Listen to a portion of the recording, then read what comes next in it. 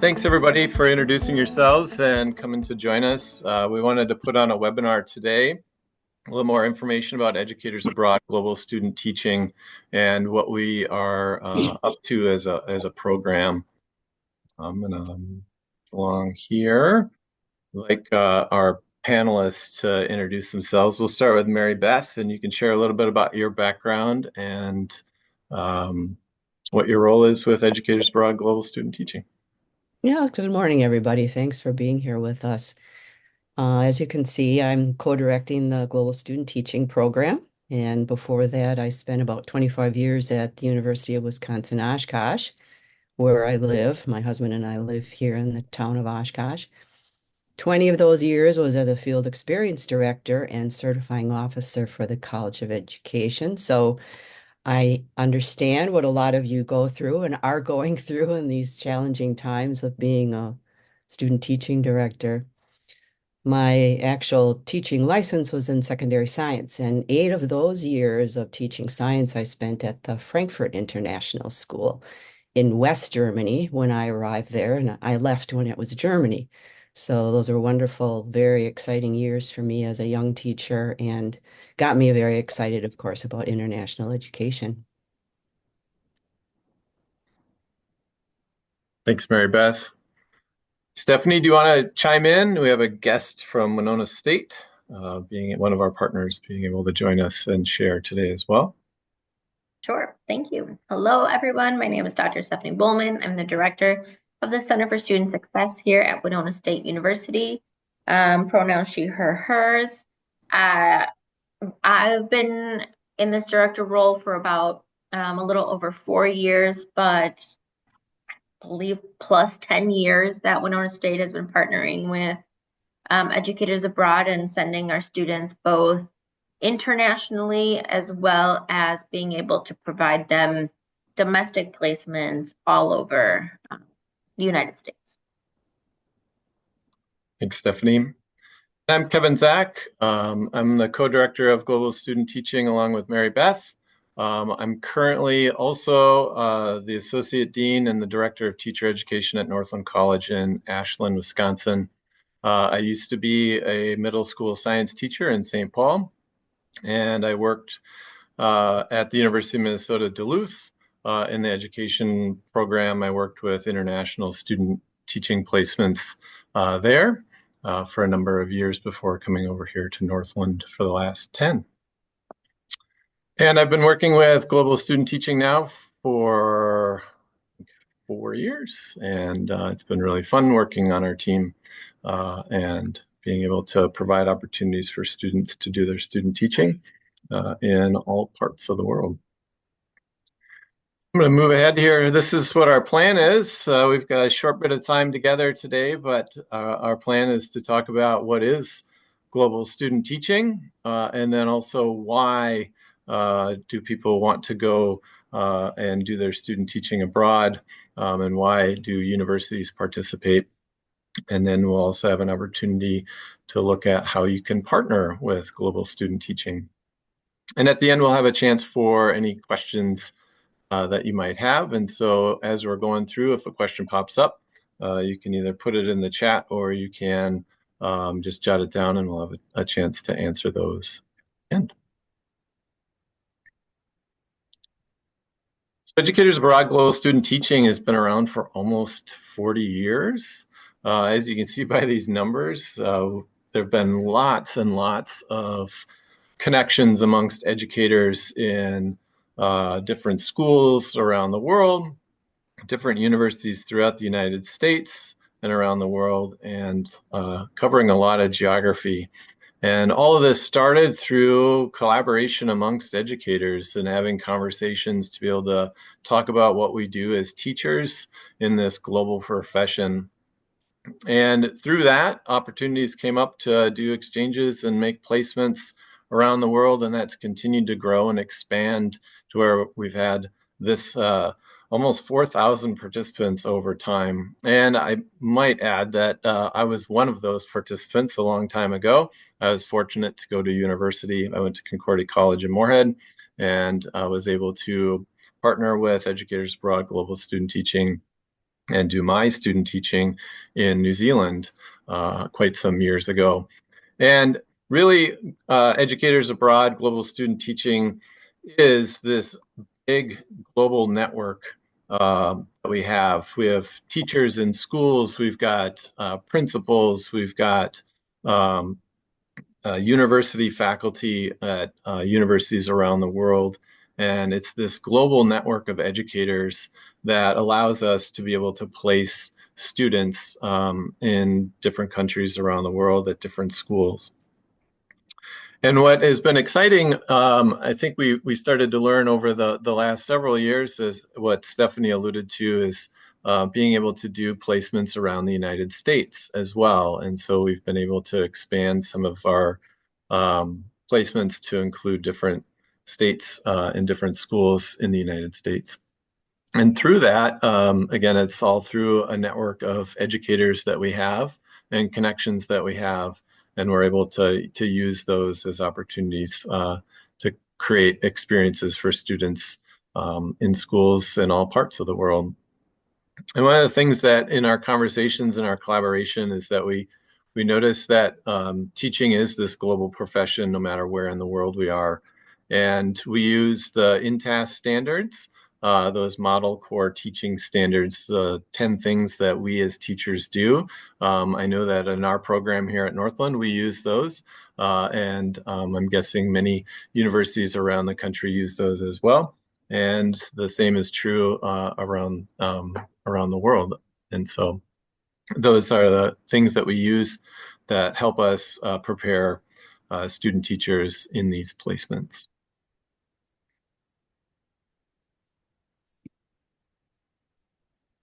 So why student teach overseas? Again, I mentioned that I was able to participate in this a long time ago. But these are our students here. We had a couple of students this past semester in winter. They were placed in New Zealand. And we've got Morgan, who was at the University of Wisconsin-Stevens Point.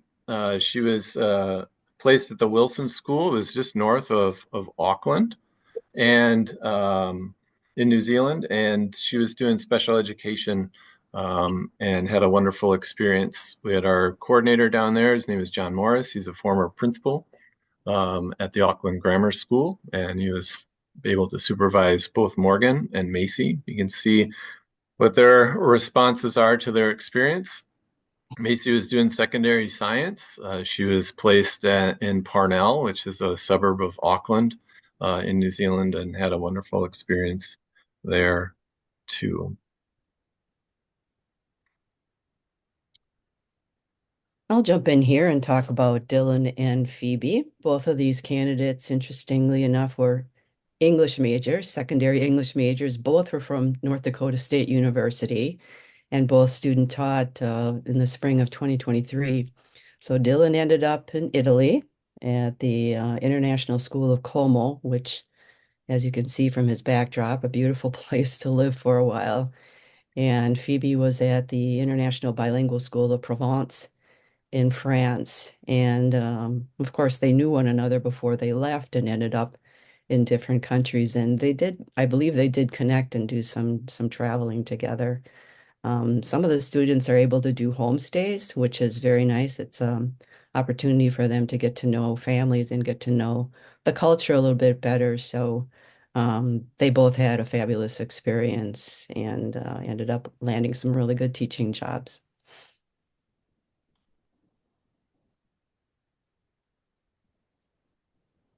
As Kevin was saying, it really is all about relationships. We have connections all over the world via our wonderful placement coordinators who make these connections with international schools, both public and private. And this is a long-standing relationship we've had with the Berlin British School. Miss 𝗲𝗄𝗃𝗃, I get to practice my German, has been connecting with us for many, many years. And as a matter of fact, we have a student there right now from Winona who is an ESL major, and he's doing his student teaching there right now. As you can see from her quote, she's very pleased with the services we've provided and the students we've sent her.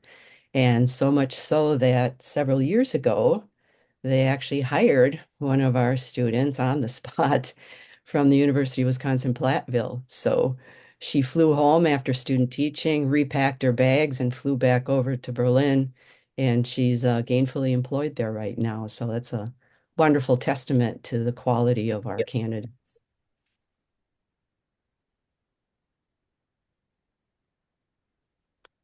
These are some images of the schools that we work with, and all of these schools that you see are really quite popular destinations for our candidates.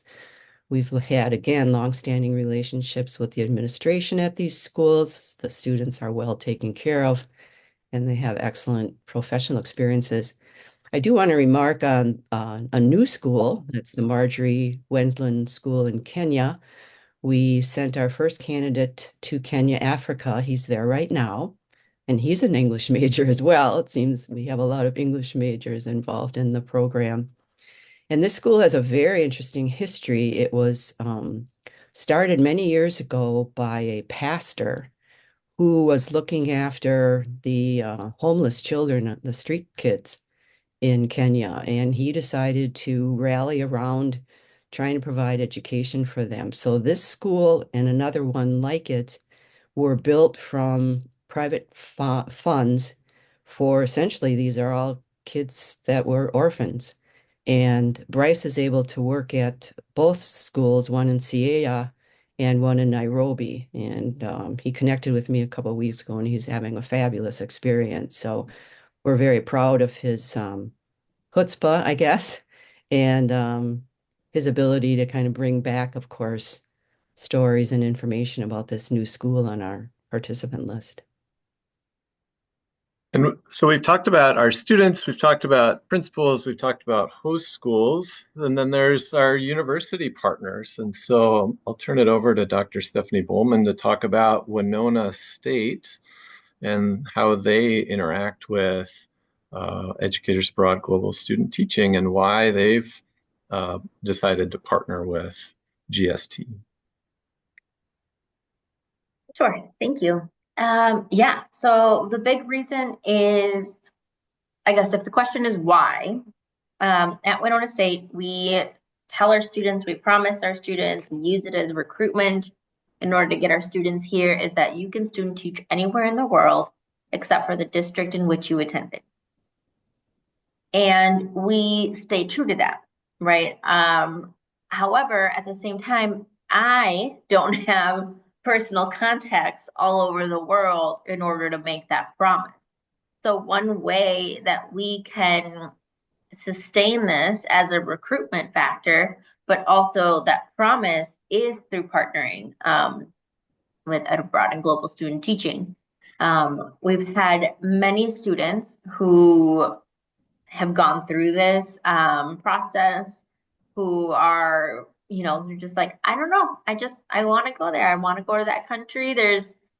I don't know the language, I don't know the culture, but I just really wanted to. And I'm like, great, let's get you connected. And so I connect them. So the big reason of why we continue to partner is because our students continue to want to student teach abroad.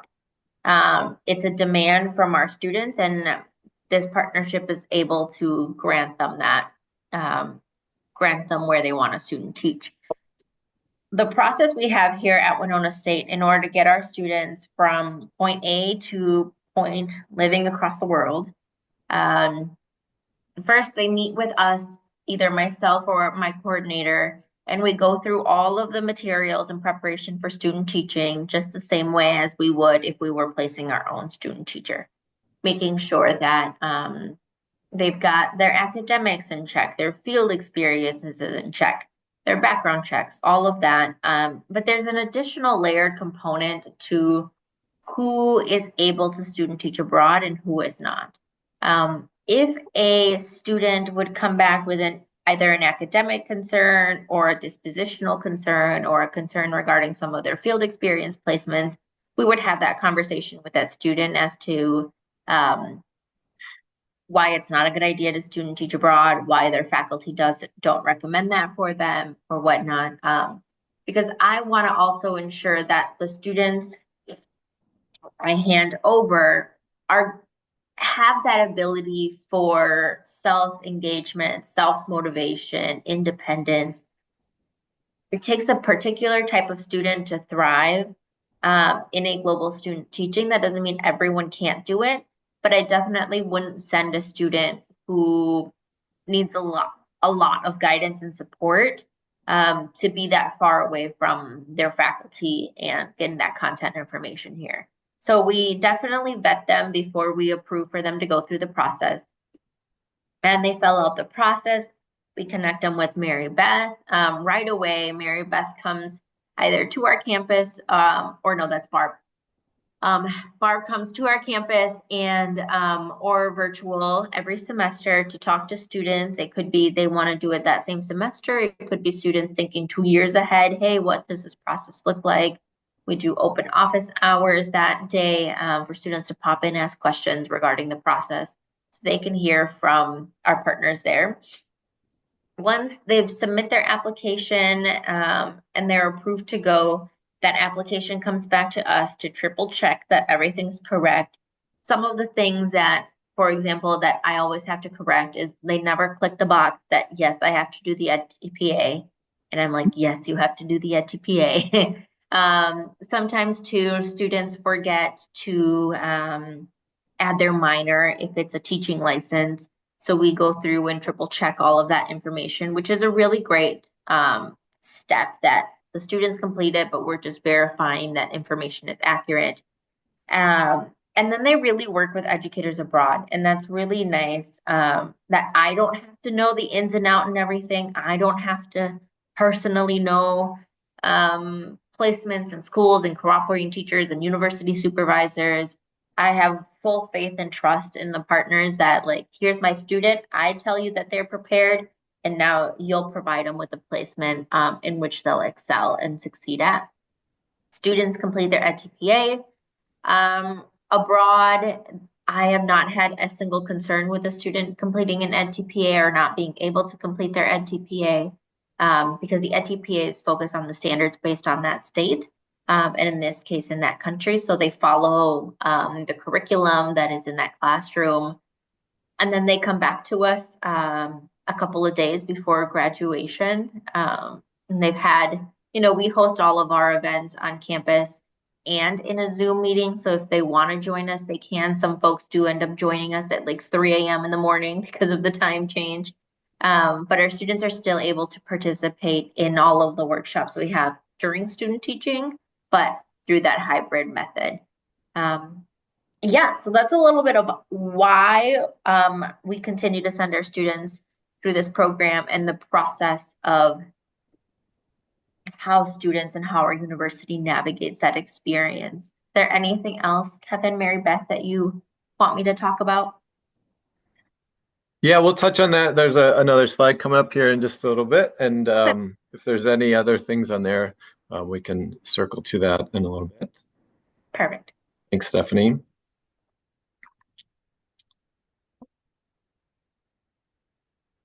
Mary Beth?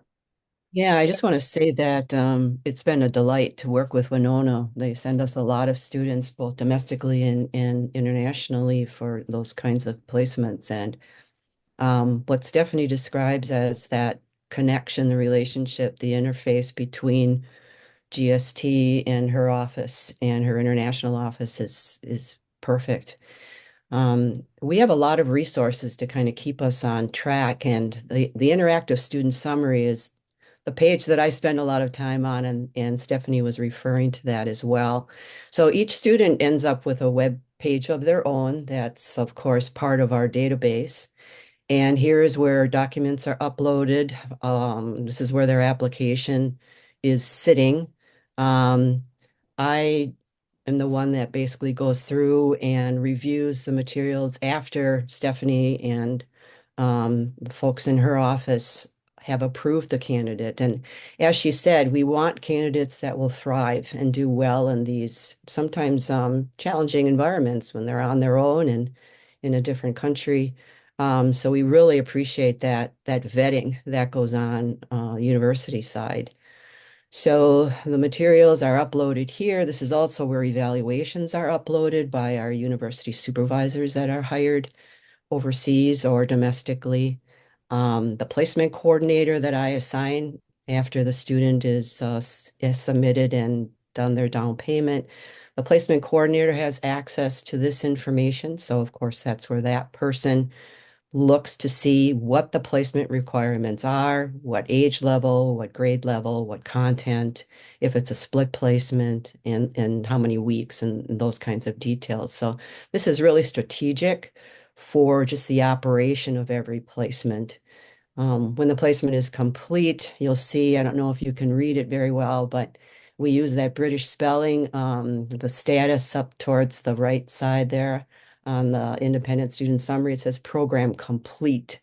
So once every evaluation is submitted and I review those and check those, then of course Stephanie or her staff has access to those as well. Then we mark them program complete and the student is given a survey on how we did as an organization to meet their needs as a student teacher.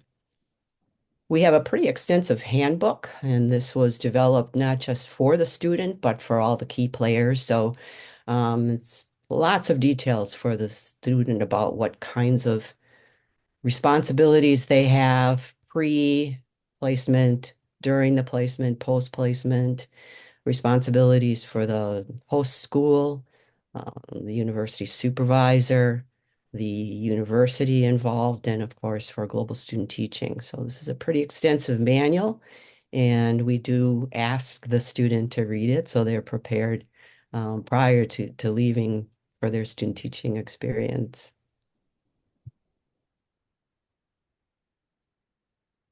Like Mary Beth said, we have lots of resources, and when you're thinking about, all right, we have a candidate that's going overseas, how are they going to be supervised? Are they in a good school? We shared a bit about schools before, but I mentioned before, it's about this network of educators and teacher educators that we have around the world.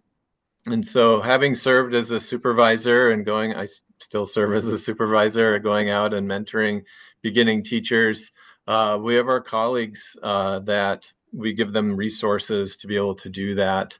This is just an example where it's a timeline of how things might flow in terms of expectations. So what it's like towards the beginning of the experience for each, the candidate, the mentor teacher, and then also for the supervisor that's going to be coming out to observe the teacher candidate. And so that timeline helps to provide some ideas around how to get acclimated and then to be able to take on teaching responsibilities, when observations will take place, what paperwork needs to be completed. And again, we have summative evaluations, we have formative evaluations as well. And so again, trying to give feedback about teaching performance and to be able to help that teacher candidate gain confidence and develop those skills in a unique setting, being able to teach in that school. And so that there's documentation to be able to say that, yes, they've met these requirements and they're soon to be our colleagues as they finish up their student teaching experience. And like Mary Beth said, all of that goes into their interactive summary, and that's a place where all that information is uploaded and stored for the university and then also for teacher candidates to have.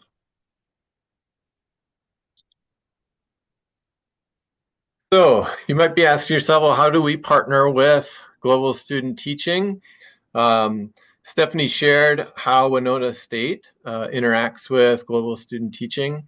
And these are, again, every university is a little bit different, and thinking about some of the different structures or some of the different ways that they're organized. And so having a field placement office or the Office of International Education or the Study Abroad office. And what we do is we work individually with each university, again, depending upon those differences, to be able to work through how best can we partner with you. And so, Stephanie, is there anything else on here that you wanted to add in terms of MOU or that application process or financial arrangements? Yeah, so the MOU is signed by our director of study abroad, because that's, I would say, like our, here at Winona State, our main house, director of study abroad. But then I work with those that are teacher education, where, you know, we could have some going for business or nursing, other departments and majors, but I only work with teacher educators. So the MOU is signed by our director of study abroad. It talked a little bit about the application and the approval process. In terms of financial arrangements, the way our university sets it, it's a 12 to 18 credit based course that we sign them up. We sign them up as a global student teaching course. That course has the credits on it, but zero charge on the credits. So, you know, I'm not a financial aid expert. I'm not in the registrar's office. I'm not sure exactly what they use in their back system to load it. But from what I understand, it allows all of the financial aid to come in and be processed so that they give the financial aid package based on a 12 to 18 credit semester. And then, but instead of charging that to the university, the students then get that money. And so if they're taking out loans or they have grants or scholarships, that would then come into their direct deposit so that they can then pay educators abroad the tuition. So that's a little bit of how that works. There's a deposit beforehand that secures, you know, you're going forward with this, you're doing the placement, which I love, is just to have a little skin in the game too. Otherwise, it's very easy at the last minute to be like, never mind, I'm not going. It kind of holds them to it a little bit. So they do that the semester before, and then once their financial aid gets packaged and the grants, scholarships, whatever they're taking out for that semester get pulled into their direct deposit, they then move forward and pay at abroad. And then, yeah, for the evaluations program completion, we just go ahead and download the reports once that program is completed. And then we store that in as we normally would for our teacher candidates. I would say, I don't think in the time I've been here, I've had a student of concern in which, you know, they've had to reach out to me and say like, hey, something, you know, this is not going great. So I haven't had to really be too hands-on with the students who are placed abroad, because I feel like they're doing a great job. They're partnered with great folks. It's just wonderful to kind of hear on the back end, but I'm sure if things were to come up during, you know, our at abroad, Global Student Teaching Office would be communicating. Yeah, Definitely. And like you said, it is one of those things. We're fortunate we do a pre-travel meeting with all the candidates heading out in a semester, and then we do a post-travel, and to hear about their adventures in different places, like those testimonials, you can really see the impact of an experience like this on those teacher candidates. So now we're at the end of our presentation and we're at about time, but we do have a few minutes for some questions. I'm going to stop sharing my screen here so that I can view everybody. And if anyone has any questions. Kevin, can I just jump in here? I just have to say that I returned from a wonderful trip to Ireland last week, where I had the opportunity to visit two of our candidates who are in the Dublin area. Excuse me, and what a fabulous experience it was. I got to observe them in class and meet the administration and see the schools. And again, just seeing them settled in, how wonderful the experience was that they were having. I got to meet our placement coordinator there, Derek O'Sullivan, who's been working with us for many, many years. Ireland's a very popular spot. Looks like we have at least one or two students applying for 2025 spring. So, and the other exciting thing is one of the students was offered a job. So she's working on her work visa right now to be able to stay in Ireland and work at the SEK school near Dublin. So it was, and as Kevin said, we do a briefing and a debriefing for the candidates with a Zoom video.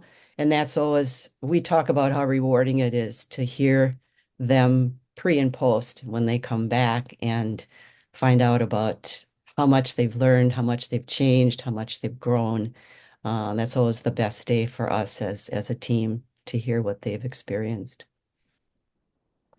So there's a question in the chat, how far in advance should students complete the application to Student Teach Abroad?